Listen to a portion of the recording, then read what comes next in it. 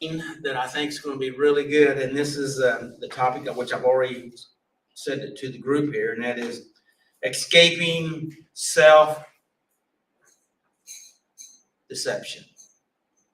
We like to deceive ourselves. We like to live in the land of denial, right? Pretend that we don't see that we got a problem. I don't got a problem. It's everybody else that's got a problem. If they would all fix their stuff, then my life would be great. And you are deceived. Would you agree with that? Oh, no, I know I got a problem. Oh, my God, Jesus Christ, man, I already know.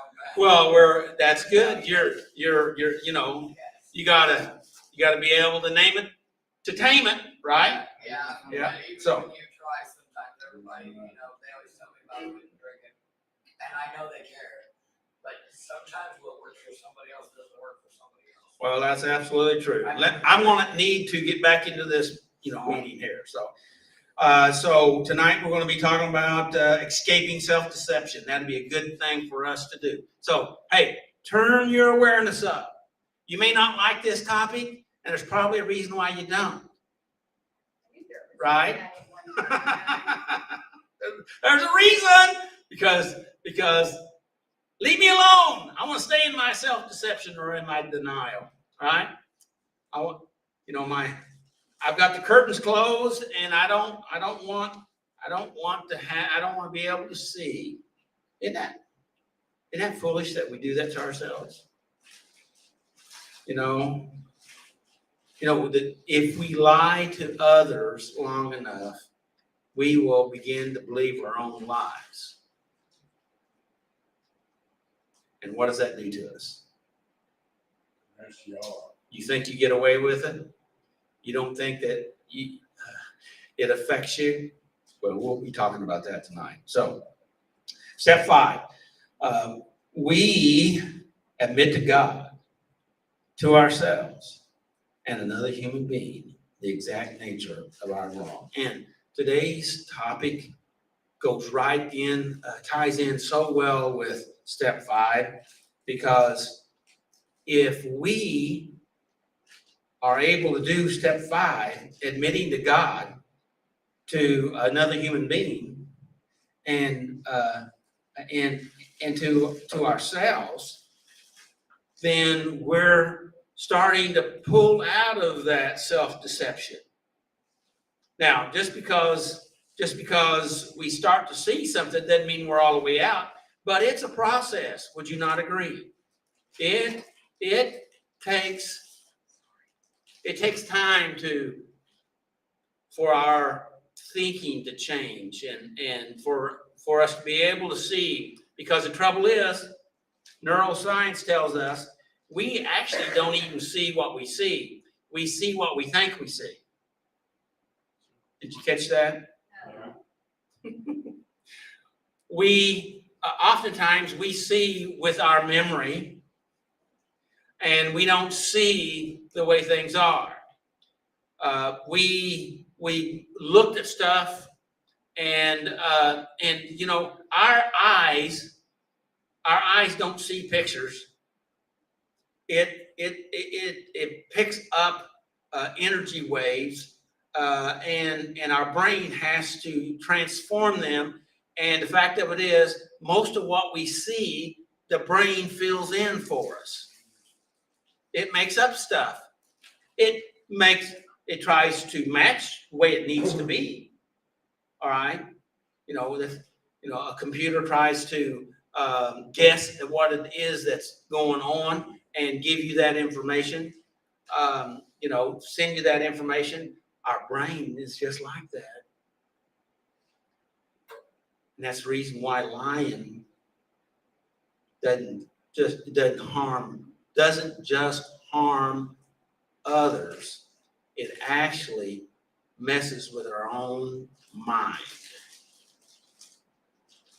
What do you think about that? What about you out there in TV land, video land? We're going live right now, so we're not editing or cutting anything out. This is the way it is. Okay. So Hey, does anybody, do we need to go over the bracelets? Does anybody want to celebrate any clean time with bracelets? Anybody? Okay. What is the cover for 7 years? Black? You know, one thing about, I decided a long time ago, there's just some things I don't try to remember. But, you know, if it's written down like it's on this sheet, I you go know. 35 a week. Yeah.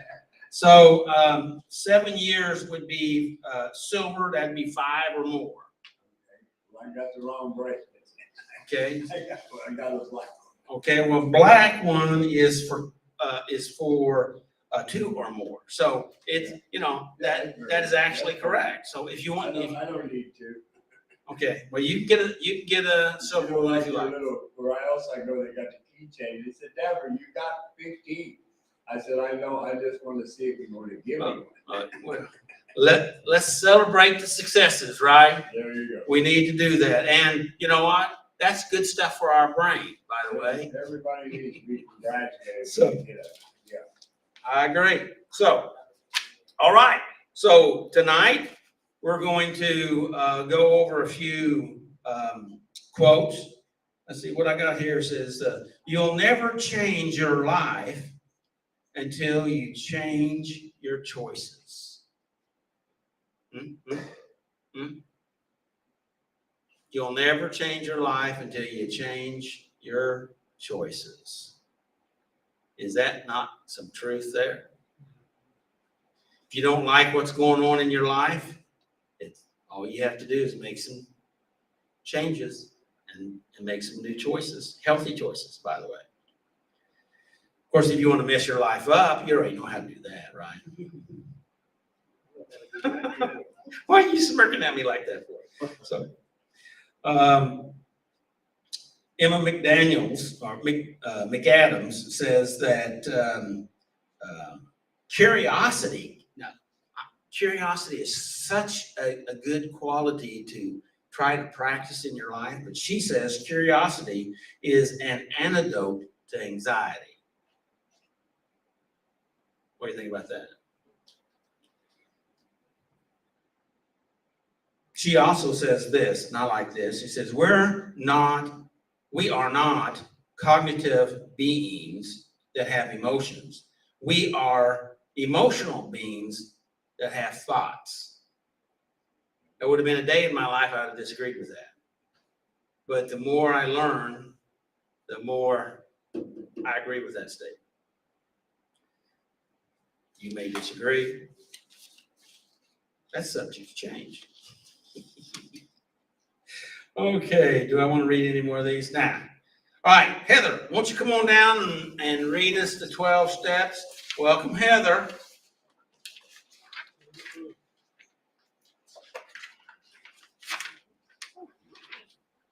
I need to adjust this for you. Good. All right, good afternoon. How is everybody? All right. All right, the 12 steps. 1, we admitted that we were powerless over our problems and that our lives had become unmanageable. I know that nothing good lives in me. I want to do what is right, but I can't. Step 2, we came to believe that a power greater than ourselves could restore us to sanity. God is working in you, giving you the desire and the power to do what pleases Him. Step 3, we made a decision to turn our wills and our lives over to the care of God.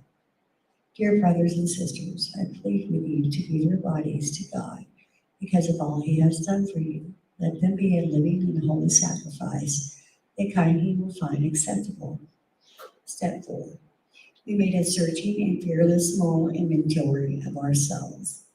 Let us test and examine our ways and let us turn back to the Lord.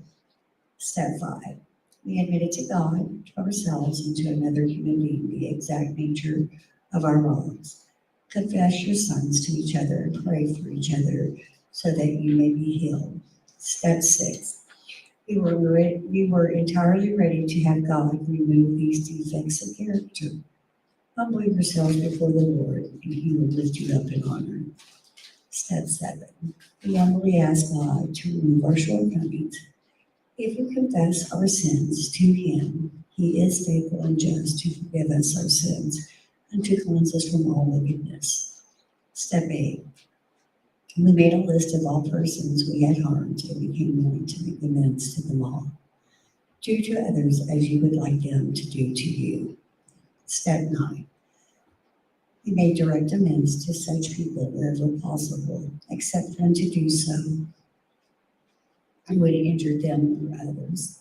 If you are presenting a sacrifice at the altar and someone has something against you, leave your sacrifice there at the altar. Go and be reconciled to that person. Then come and offer your sacrifices to God. Excuse me. Step 10, we continue to take personal inventory, and when we were wrong, promptly admit it. If you think you are standing strong, be careful not to fall. Step 11, we sought through prayer and meditation to improve our conscious contact with God, praying only for knowledge of His will for us and the power to carry it out. Devote yourselves to prayer with an alert mind and a thankful heart. Step 12, having had a spiritual awakening as a result of these steps, we try to carry this message to others and to practice these principles in all of our affairs. Dear brothers and sisters, if another believer is overcome by some sin, you who are godly should gently and humbly help that person back onto the right path, and be careful not to fall into the same temptation yourself. Thank you. Thanks, Taylor.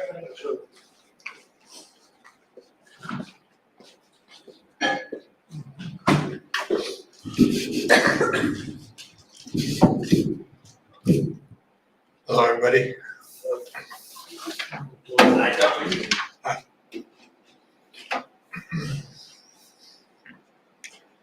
Step 5, escaping self-deception. We admit to God, to ourselves, and to another human being the exact nature of our wrongs. We may fool ourselves into believing that we can simply bury our wrongs and go on without ever having to admit them. In time, we all discover that those deeds we thought were buried once and for all were actually seeds. They grow and bear fruit. Eventually, we have to deal with a crop of consequences and face the fact that self-deception doesn't work to our advantage. You will always harvest what you plant.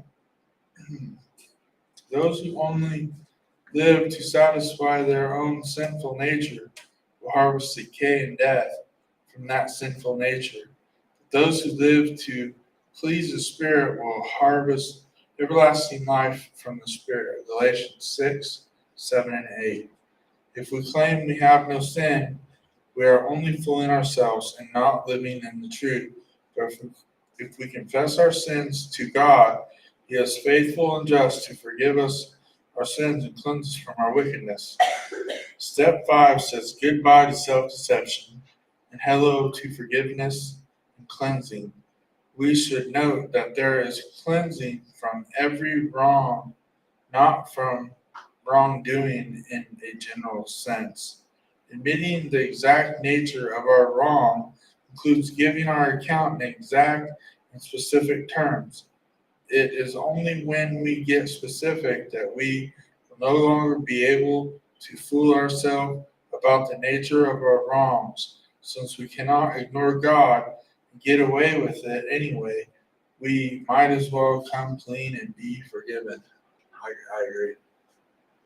I definitely do. Because I was reading up here, it says, we have to face the fact that self-deception doesn't work to our advantage. So I was thinking, well, for so long, I was deceived, living in self-deception, addiction, whatever, all those years, that my wrongs looked like normal things to do. To me, it wasn't wrong. I probably knew better, but Excuse me? I probably knew better. Excuse me? I knew better. Did you not? Well, I didn't want to. Yeah, but did you not? No, I knew. Okay, just, Yeah. just checking. We don't want But you I probably- deceiving yourself right now. Yeah, no, but at that time, I don't know if I knew better or not because I didn't know another way.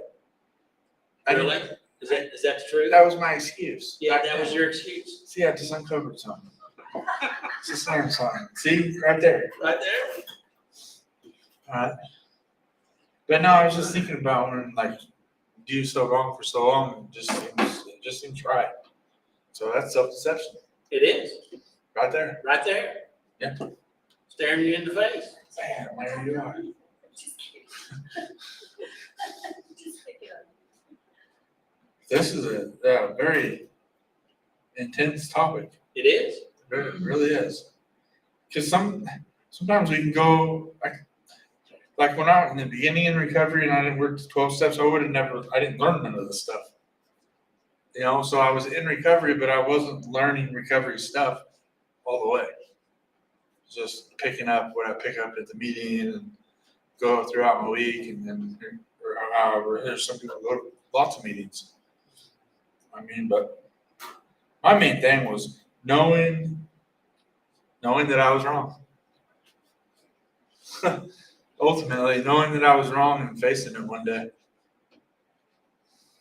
I still come to those days. Now, that's two different things. What? Knowing Knowing that you're doing something wrong and then going ahead and facing it and dealing with it. Yeah. That's two different things. It's hard to know. Yeah. And it's hard to correct. So that's probably harder to correct. I don't know if it's harder or not. Yeah, It's hard, it's tough. but you can't correct it if you don't know. No, you cannot. If you can't name it, you can't change it. There you go. Yeah, anything else? Anything? Oh, you're, No, you got you're it. giving me permission? I'm giving you permission. Does It's my anybody else favorite have time. any questions or Yeah. comments? Yeah, before Doug gets.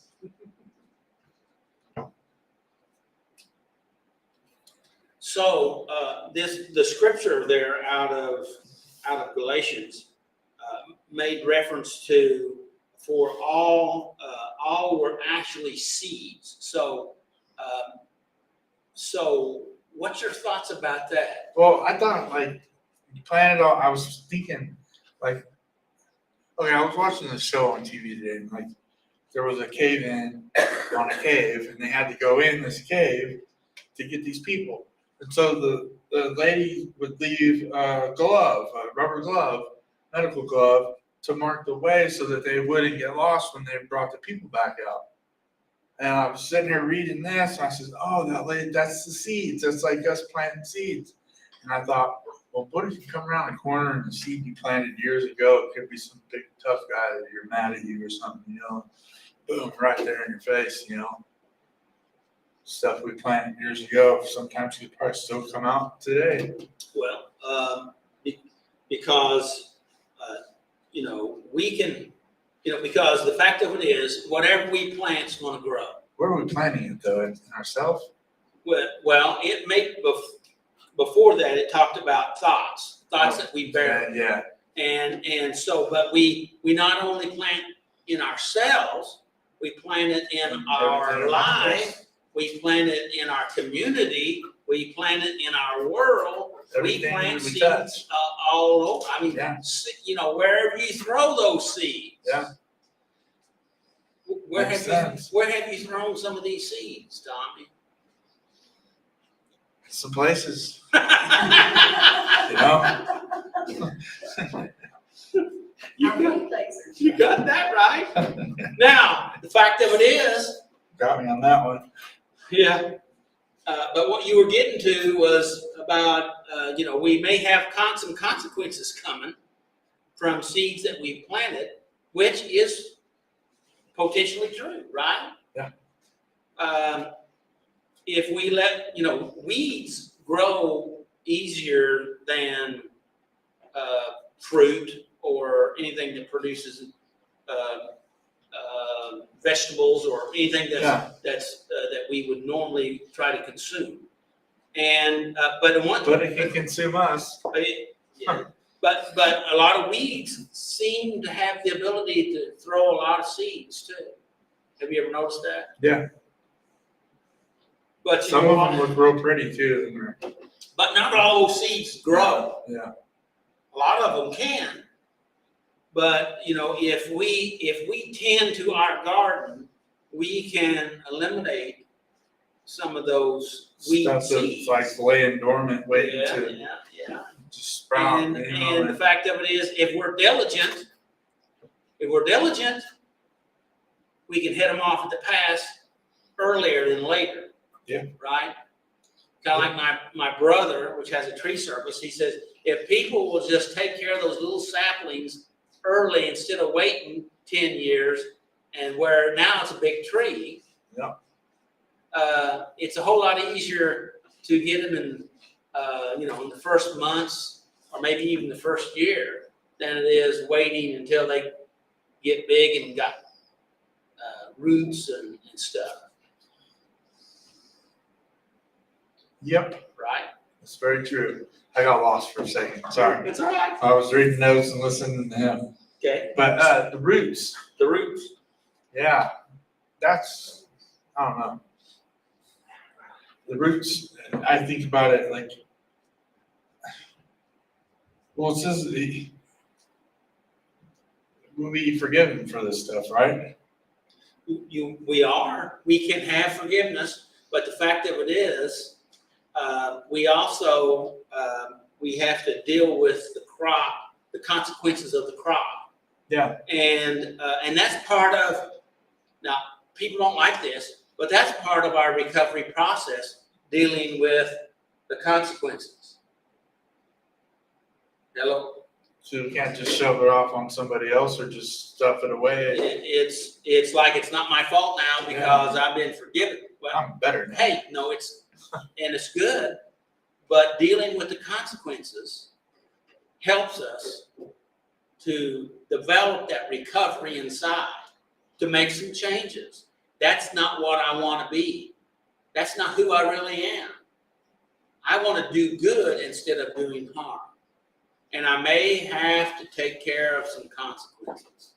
I might even have to go to jail. I've had that happen. Did I say something? You may.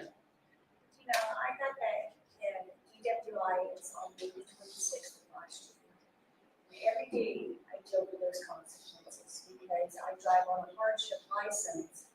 And every day I'm scared that they're gonna run my plates and they're gonna pull me over. You know, and I live with that consequence every single day. And I'm like, I don't think I'll ever touch pills again because of it, because of the severity of the consequence of having to deal with that every single day of my life, you know? And I'm gonna have to deal with that till January the 19th.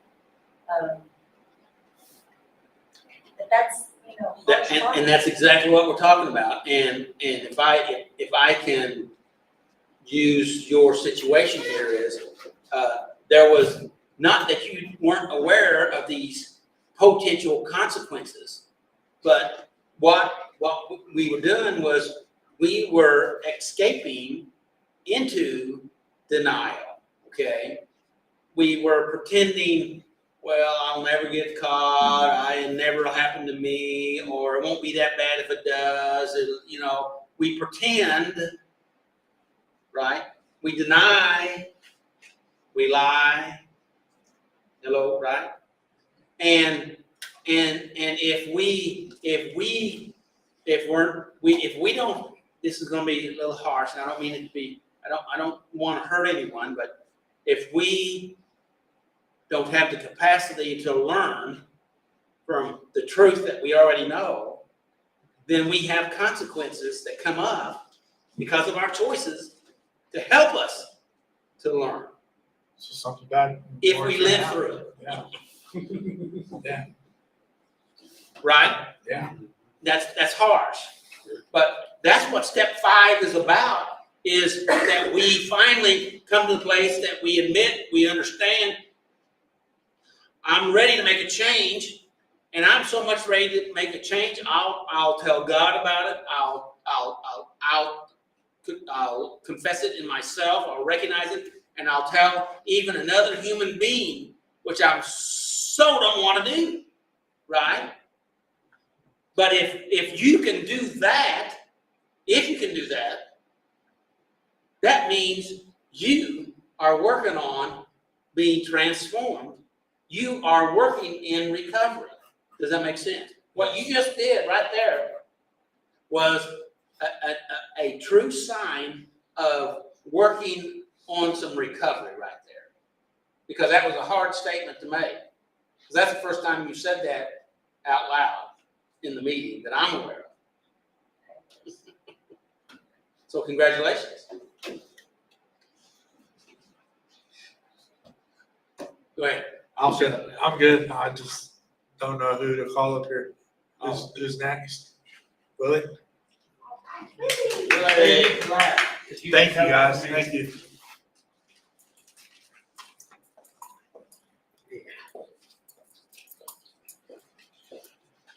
Good evening, everyone. How we doing? Hey, all right, Willie. We're ready. Escaping self-deception. What'd you say? Escape. Hey, I ain't in the mic, am I? How about that? Is that better? That's better. All right.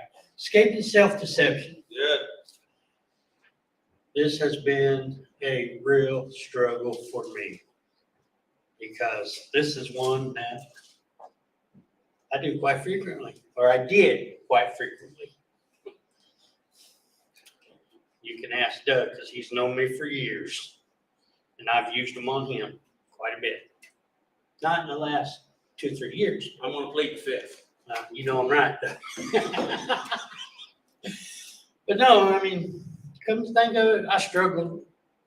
Me doing reflection on this, I really struggled because a lot of stuff has come up.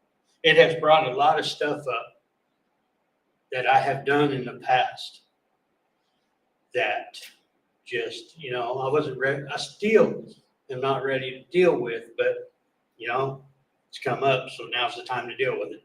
Better now than later. Yes. So I'm working on that. So basically, question one, as I examine myself, says yourself, can I admit to some self-deception in the past? Yes, it's there. I mean, 20 years ago, I would do stuff that deliberately I knew was going to get me in trouble or that I'd have to pay for later. And I wouldn't care. I didn't care. If the person that I did it to got mad at me, there'd be another confrontation. And sometimes it went my way, sometimes it went their way. I deal with that consequences.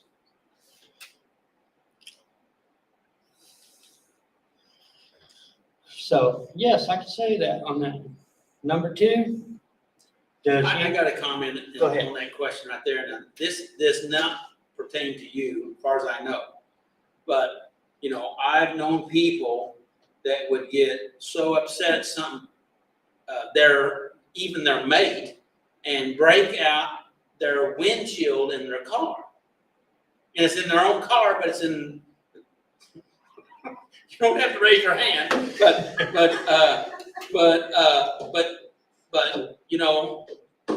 now what, would you like to expound on that? Yeah, I used to do it all the time. I did it frequently, yeah. No window in the own car. And would that, would some of that apply to what we're talking about here about deceiving yourself and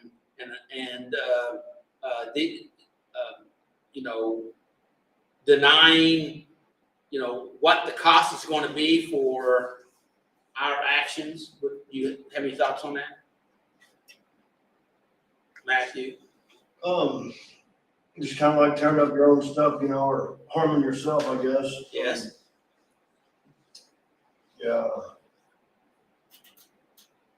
Why would a person, you think, and you don't have to answer this, but why would a person do something like that to harm their own life or their own well-being?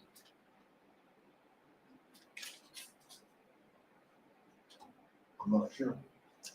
because at the time, you're only hurting yourself at that time. to keep from hurting a spouse or somebody else. Okay, all right. Anybody else have any comments?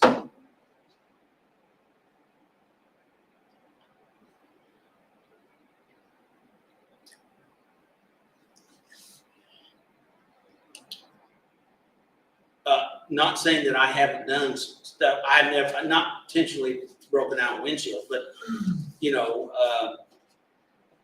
not that I haven't destroyed some things. But why in the world do we do that? What does that give us? Now, you're saying it's using it as an avoiding technique It releases, and a coping mechanism. Right. But such a destructive coping mechanism, right? it affects off the instinct first. Do what? It's more of an instinct first. That just happens before you actually think about it. More of like a reaction? Yes, when you get to that place, it's, Is it a reaction or is it a learned behavior? There's the question. Jeff, you had a comment on that? I think it's more wrong behavior. Learned behavior. What do you mean by that? What you surround yourself with, you become. I mean, that's, So the patterns you observe, you then emulate, pretty much. it pretty much is right. Got you, didn't I? Pulled you in. Go ahead, Willie. question 2. Does anyone have the freedom to speak truth into your life on a regular basis? Then or now? Then, I'd have to say no. I didn't want no one knowing. I kept my past to basically, hey, I did it. That's my past. No one else needed to know about it. And I kept it that way for many years. Nowadays, I talk more about it. So, and to who? To get to that point, they'd have to be someone I really trust. I mean, truly and honestly, on that one. There's nothing wrong with that, right? Yeah, no, it's bits and pieces, because I won't give you a whole story at one time. It might take months, but it comes out eventually. So, and then on question 3, ask 3 or 4 trusted friends to write 5 words describing your strengths, 5 words describing your weaknesses. Record them, hear, and examine them to discover areas that you can work on within a small group and trusted fellow strugglers. We did not do that. I am not ready to see what 4 or 5 people that I confide in think about me. That's more self-deception right there. And I just got why they put that question in there. I fell for it. But that is a very powerful tool to help. You know, Zach talks about the first time that he really used that himself and how it impacted him. But yeah, you have to be able to come to a place to be able. I can see where that would really, and that's why I didn't do it. A few years ago, someone at the meeting had this done, and they asked me to do that for them. And they kind of didn't like what I put down, but I was being truthful with it. And I put something that he thought was his was his strength. I put it on his weakness side and basically told him why I did it. So, but that's on. But yeah, I just, that just hit me while I was up here after reading that question. Why I just did this another self-deception on there. Anybody have any questions? Comments? Like, Huh? answer that? Would you like have that answered? Oh, no, that's fine. No, go right ahead. Give it to me. I'm ready now. I'm not. Trust me. I think, once I see it, I'll think about it, and then I'll let my mind just go away with me. I'll go so far this way, but no, let's go back, and then I'll go that way again. And it'd take me days to process it. So, I'm done. Thank you, Willie. Thank you, Willie.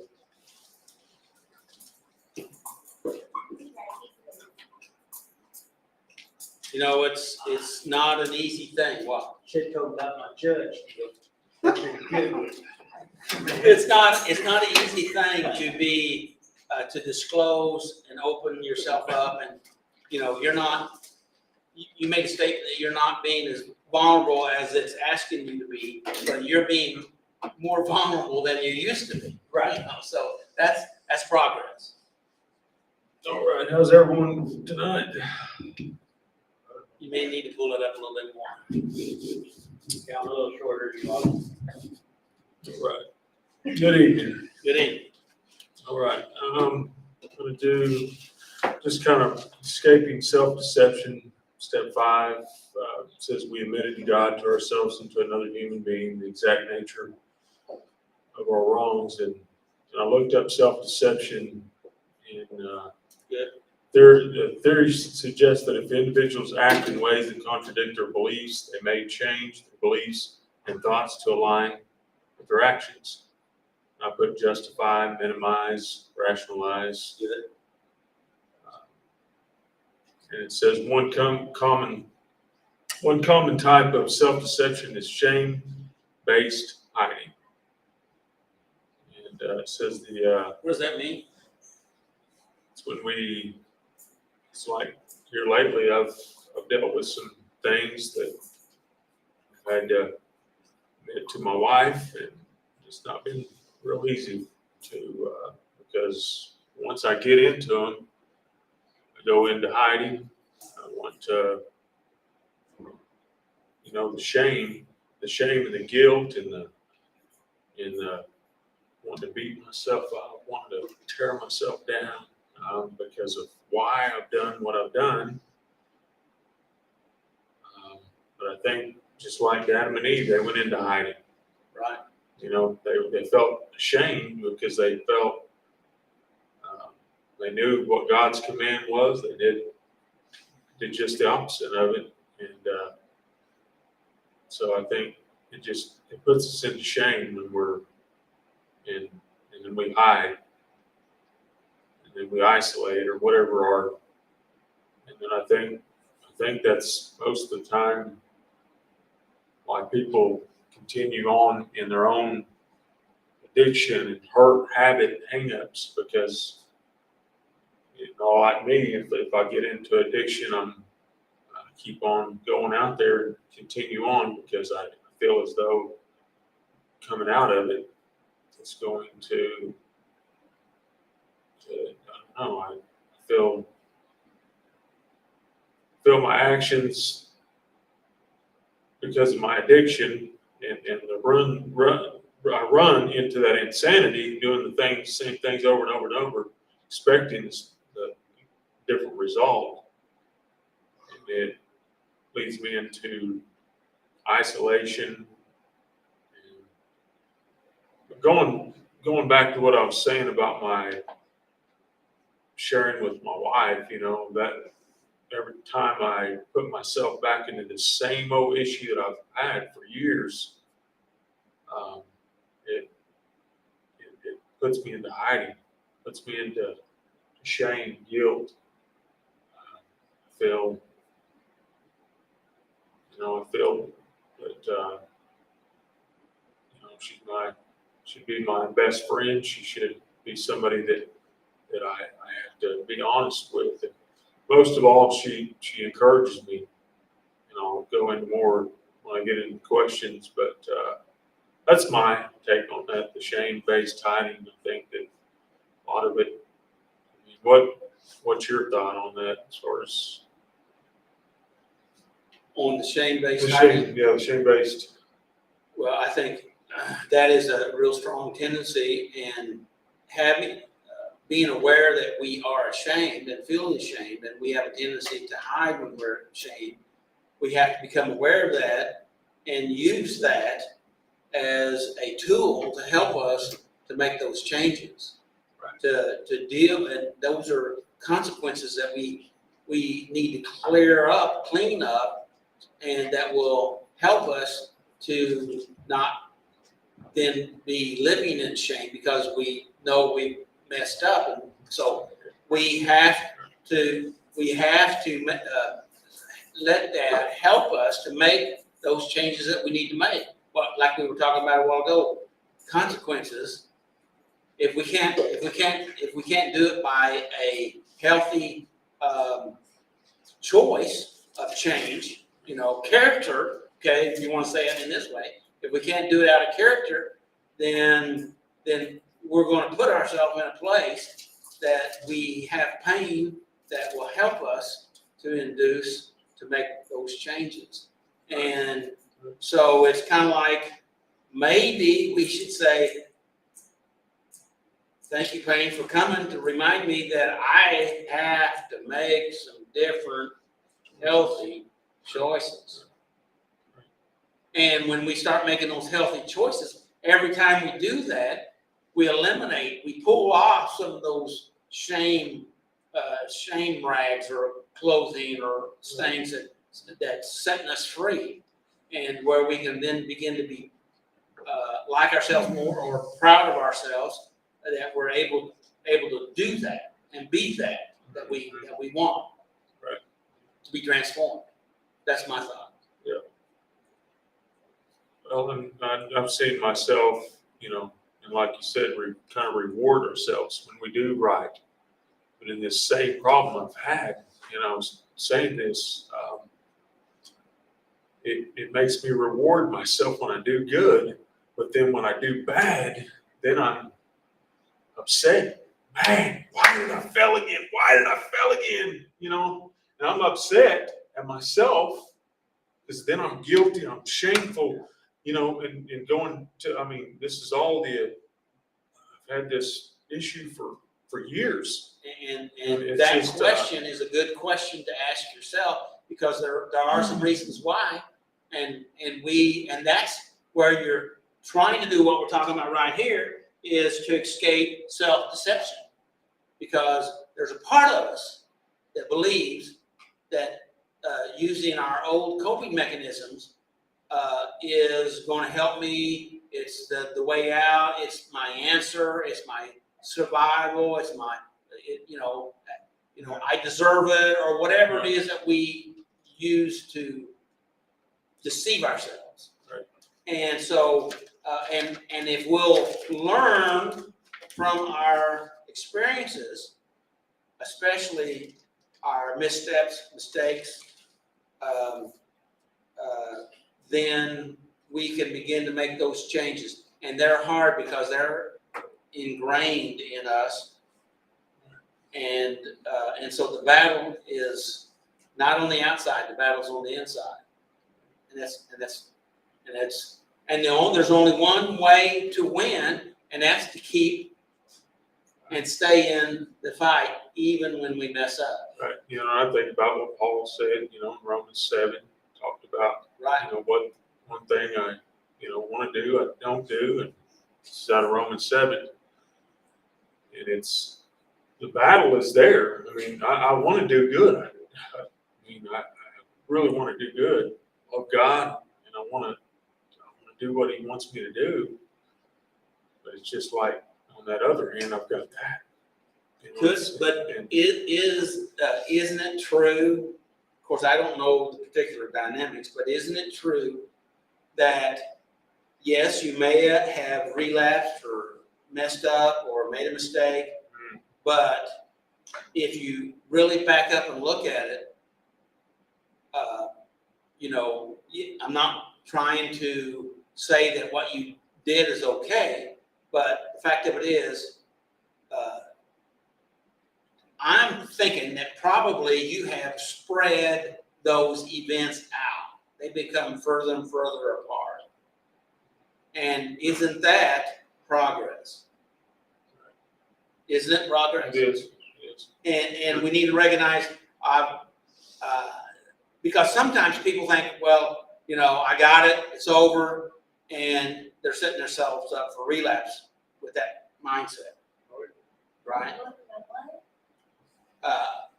I've got it whipped, it's over, I'm never having any more problems with that. You know, I've had people, and I don't mean this to sound derogatory, but me and Jesus has got it, and it's all done. But the fact of it is, and people got mad at me because I said, you need to have a plan how to recover, so you don't have to figure it out when you've messed up, so that you can get right back into the place you want to be instead of sabotaging yourself and being in a place you don't want to be. Did I say that again? So, but what I'm saying here is, yeah, you messed up, but the truth is, it's getting further and further apart, and that is part of recovery, whether we like it or not. Most people don't like it because we want one and done, okay? But it don't work that way. That's not done, sir. Yeah. Instant gratification is what's got us. Yeah. And so it's and because that one and done is what we're talking about here. That is deception. You're believing a lie, right? Truth is, I'm not as bad as I used to be, but I'm better. I still want to be better than that. I'm going to be better than I am. I'm not as bad as I used to be, but I'm not as good as I'm going to be. And we stay on that. Yes, that's what I did. I say this all the time. Yes, that's what I did, but that's not who I am. I am going to do and be better. And the thing of it is, that will never change. It's a continual, ongoing, I'm going to be better. Always trying to be better tomorrow than you were today. And that is the most noble act there is to be better tomorrow than I am today. That's being honest. That's being open. That's being noble, in my opinion. Okay, I'm sorry. And just going in, here it says the addict's self-deception is fueled by the motivated false belief that he does not have a problem. That's denial, what we Right. we talked about in step one, which is the omitted step. And then I looked it up as well in the Oxford language dictionary. It says self-deception is the action or practice of allowing oneself to believe that false or unvalidated feeling, idea, or situation is true. So, Unvalidated. unvalidated feeling, idea, or situation is true. Yeah, when we want to, we can pick up any little old excuse and use it to be, and call it the truth, right? How'd that work out for you? I'm here on it.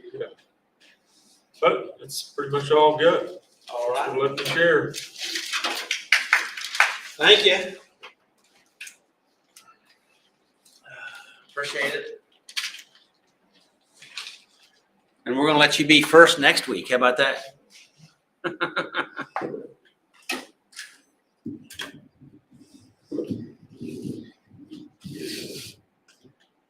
And I really do enjoy you guys studying, and because I know it's working in you, okay?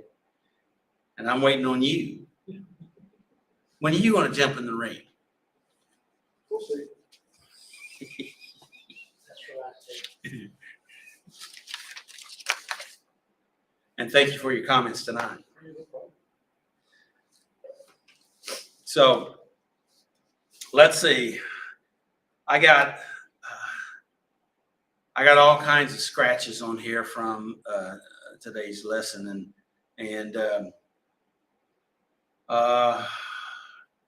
we pretty much talked about Galatians, so I'm not going to rehash that, but I think I will touch real quickly on 1 John 1, 8, and 9. And it says, if we claim we have no sin, denial, right?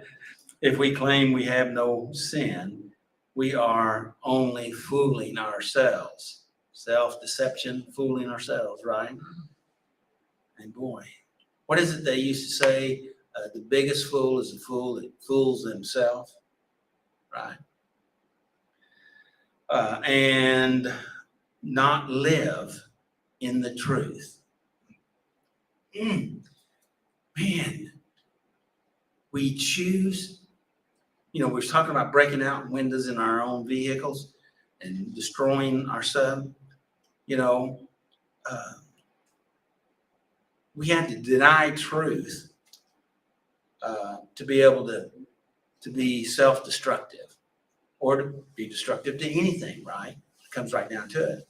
To do harm, because the fact of it is, isn't it the truth? Let me ask you another question. Isn't it the truth that no one really ever gets away with anything? Isn't that the truth? Hello? Excuse me? You may think, yeah, well, again, excuse me? Right. And that in the moment deal is what we're talking about, right? Self-deception.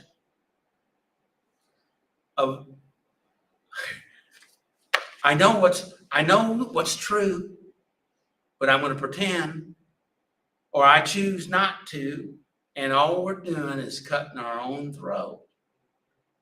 That's what we're talking about here, right? Cutting our own throat. And we do it, and we do it. And maybe it's because of what we observed, because we taught that way, but wait a minute.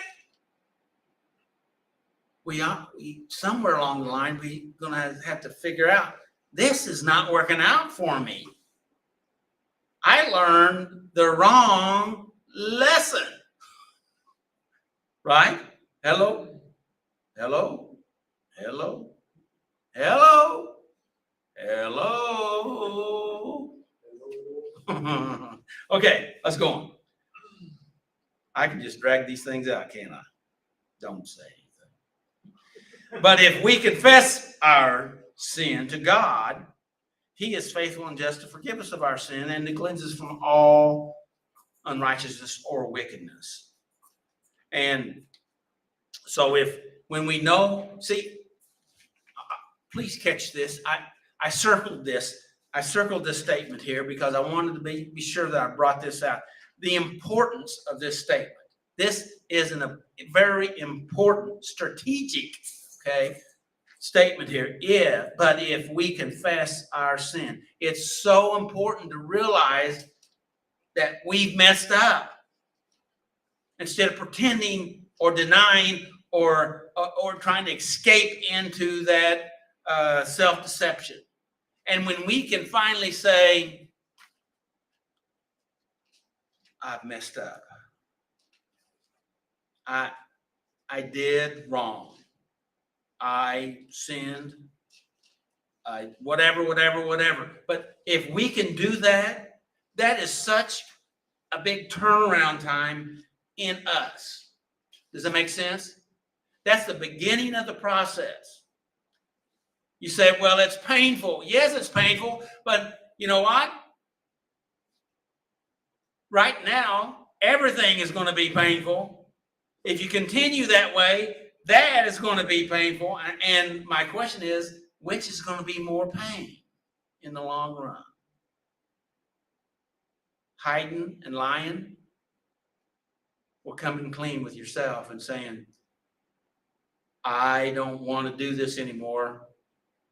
I choose not to do this anymore. Even if I do it, I don't want to do that. I am changing this. I am working on turning this ship around. You know, and from what I understand, ships out at sea, they can't turn on a dime. It takes a process. It takes some work. It takes some effort. It takes some time. So, and sometimes our will is a pretty big ship. Hello. Even our destructive will.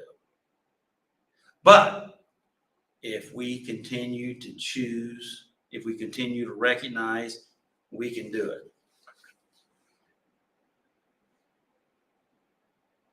But sometimes we get tired and then choose to sabotage ourselves. That happens. We find an excuse, the reason why it's okay for me to sabotage myself this time. But then when you come to yourself, you say, I did it again. I did it. I don't like it, but I did it. That's the reason why this is so important. But if we confess our sin to God, okay, to someone else, another human being, to ourselves, okay, and begin to turn, because see, sometimes this is a tool that we use on ourselves to help shift ourselves. Does that make sense? I don't know about you guys, but I know about me. I've had to continue to do that. And stuff that we do, it's hard to undo.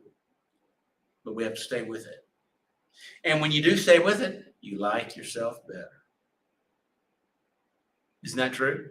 So, he wants to set us free. He said, this scripture here says that he would cleanse us from all wickedness. Other translations says all unrighteousness. And when you're cleansed from all unrighteousness, the only thing that's left is righteousness. Right standing with God is what righteousness is. Right standing with God. And if you're able to be, if you can know that you're in right standing with God, even though there's a part of you that may not feel like you are, but you know that you are, that's the beginning of shifting your feelings around to line up. It may take some time, but knowing the truth is so important to move, to line your feelings up with that truth. Does that make sense? That's what we're talking about, recovery. Okay? Am I too preachy tonight? Am I okay? All right. Okay. So I want to touch this one more thing and then I'm going to go on because I'm going to run out of time, which is normal, right? So he talked about here, says we should note that there is cleansing from every wrong. That's what we just talked about, right? There is cleansing for that, not from wrongdoing. Okay, wrongdoing will never be right. In other words, to do wrong, to do harm, to deny the truth, there is no, that's never going to be right. So it's never right to do wrong. Does that make sense? There is forgiveness for doing wrong. Okay, you're forgiven for that, but there's no righting of the doing of it. Have I made that clear yet? Do I need to do that again? That is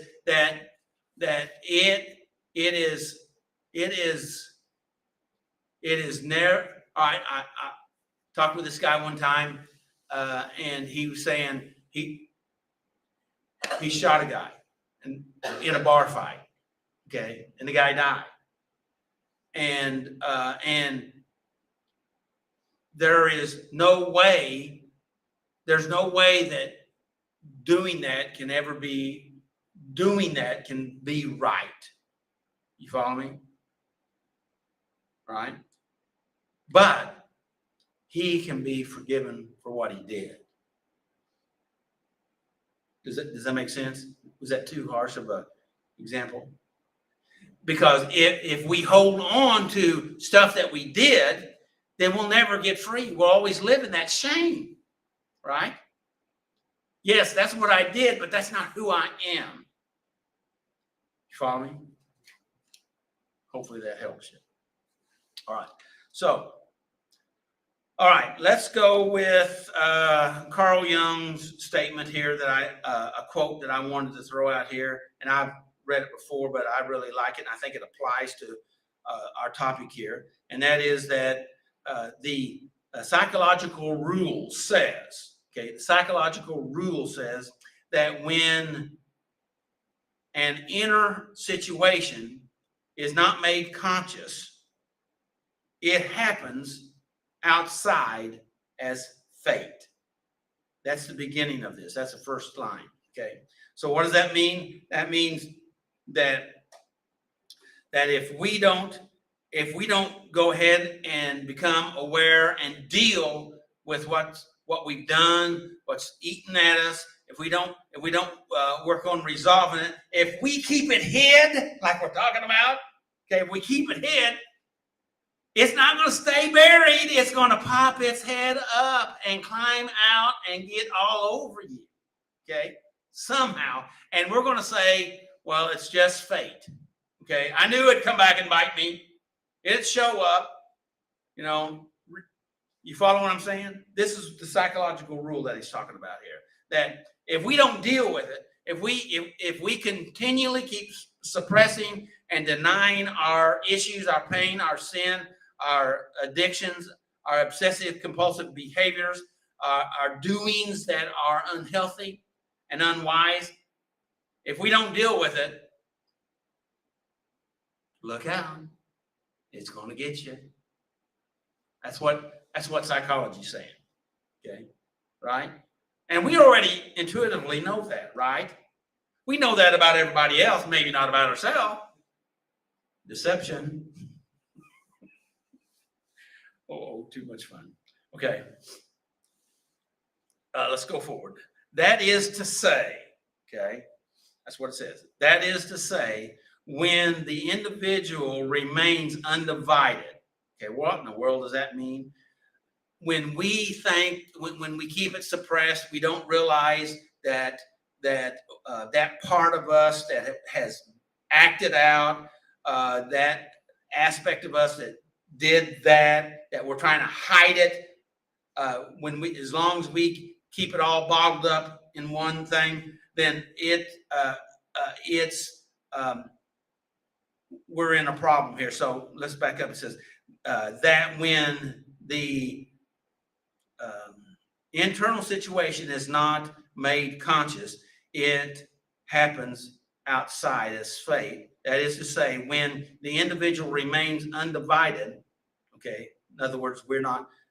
See, when you back up and say, I did that, that's not who I am. Okay, when we put some space in there, we recognize that's not the way I want to be. That's that old nature, as Apostle Paul was talking about. That's not who I am. That's what I did, but that's not really who I am. Okay? But until you do that, you're just hiding it and denying it, and you're not able to back up and look at it and realize. You're not able to create any distance so that you can see perspective. And that's where it's undivided. You're still pressing it down, pretending it's not there. You think it's dead, but it's not. It's unresolved, and it's going to come back. It's seeds that are going to grow. Okay, you follow me? And continue forward. And does not become conscious of his inner opposite. Okay, we need to become. I've already basically said that. We need to become aware of that inner opposite. That part of me that wants to be destructive or have that the old ways to hide, deny, lie, avoid, escape, obsessive, compulsive. When we until we recognize that opposite part of us that needs to be dealt with. See, when you realize that opposite part of it, that you're creating that space, and that gives you the opportunity to deal with that part of you that needs to be dealt with, and use God's help and grace and ministry to draw in to help you to deal with that part of you. Does that make sense? And the world must perforce act out the conflict. In other words, it's saying that it's inevitable. You either do it or the world forces that's here are going to bring it to you, and you're going to get the consequences come, and they can come double down. So the suggestion is it's way better for us to deal with our own crap. How about that? Does that make sense? I like Spinoza, and I've used this one. It ties in, and I know I've taken quite a bit of time here. It says, emotion, which is suffering, ceases to be suffering as soon as we form a clear and precise picture of it. And when we can see that's what I did, you're starting to get that picture. That confession says, that's what I did. I recognize it. That was wrong. That was a sin. That was a misstep. That wasn't right. When we are able to get the picture of it, see that picture, you're creating that space, that opposite perspective, and you're able to start to deal with it, begin to resolve it, and come to peace in your own soul. Until then, you're just feeding poison to your own soul, in my opinion. What do you think? All right. No comments? I understand. All right. Self-deception. We have, there we go. Yes, we're not going to do that. Where is there it is. All right. We're going to touch on, I got a couple things here on dangers of self-deception. How about that? Self-deception. You want some dangers? Here's danger number one. Self-deception limits potential. Okay? Growth depends on self-awareness. Bam. Growth depends on self-awareness. Okay? But if you're living in self-deception, then you're limiting yourself. You're stunning yourself. You're poisoning yourself. You're killing yourself. How about that? Number two danger. He says, self-deception weakens relationship. Self-deception justifies itself. Hear this. Self-deception justifies itself and attacks others. Amen or oh me. Okay. Mark Twain said this. This is a quote from him. He says, "We do not deal much in facts when we are contemplating ourselves."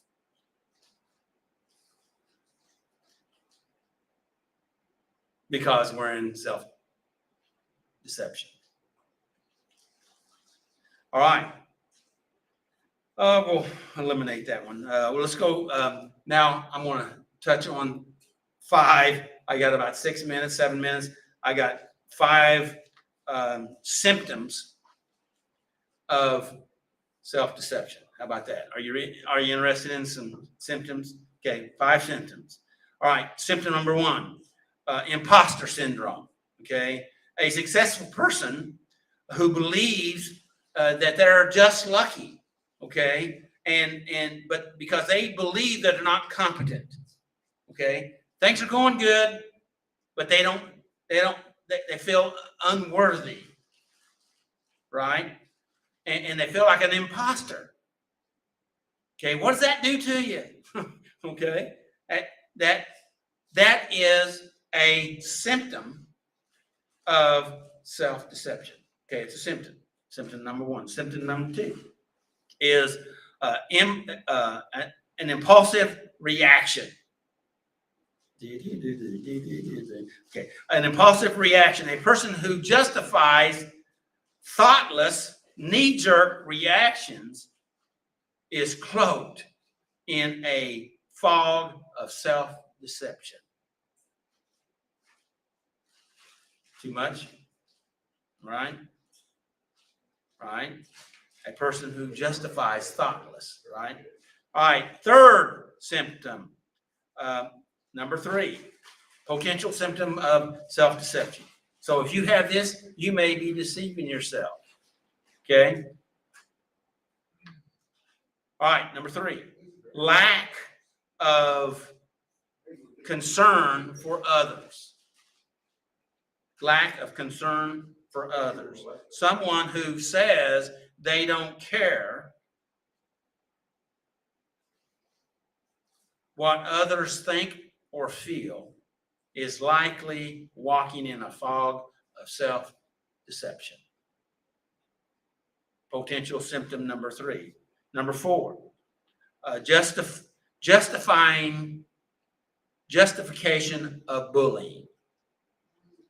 Okay? If you're proud of pressurizing people against their will, you think that self-destructive behaviors are beneficial. That's self-deception, according to the information.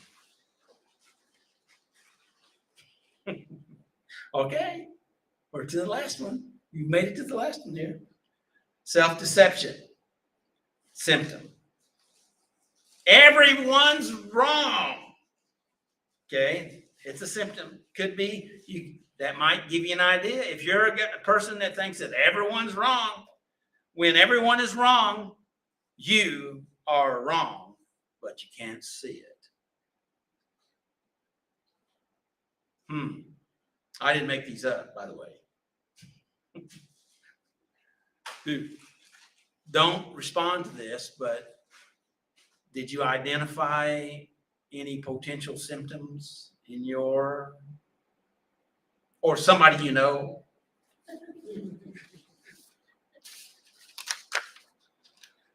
Well, I had 10 ways to look self-deception in the eye, but we're out of time.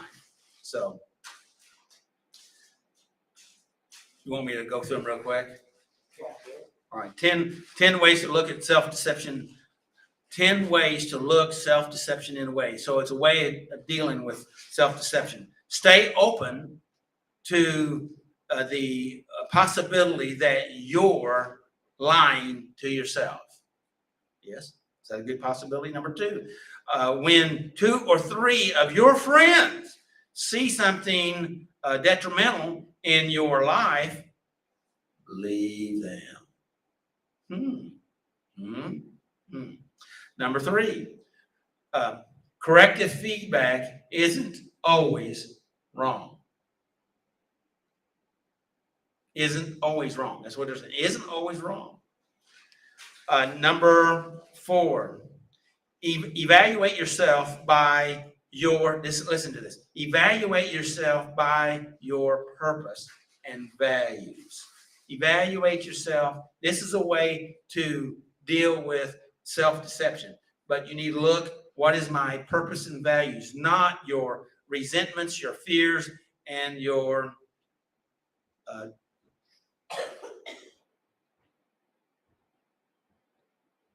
defensiveness. Number 5, acknowledge the insight and skills of others. That's a way to be able to help yourself deal with, acknowledge that. Look for the good. I say, I wrote in here, look for the good instead of always looking for the problem, because we humans have a real tendency to look for the problem. We look for the problem because if we can find a problem in somebody else, that makes me feel better. Because now you're worse than me, or at least not better than me. Yeah. Yeah, that's it. Yeah, got a telephone pole in our own eye, right? Number 6, when you're pushed back, when there's a problem, okay? My interpretation. When there's a problem situation, ask, how am I making the world better? And what this is the focusing technique, saying just because I messed up or failed, how am I making the world better? Okay, instead of just caving our entire world in, but look, focus. Wait a minute, I'm not all bad. I got some. How am I making the world better? You follow me? Does that's the deal with some of this self-deception? Okay, because oftentimes when we start beating up on ourselves, then we exaggerate, we globalize. Everything's bad. Now that's totally impossible. Not everything. For anybody. Nobody's totally bad. Okay? Nobody.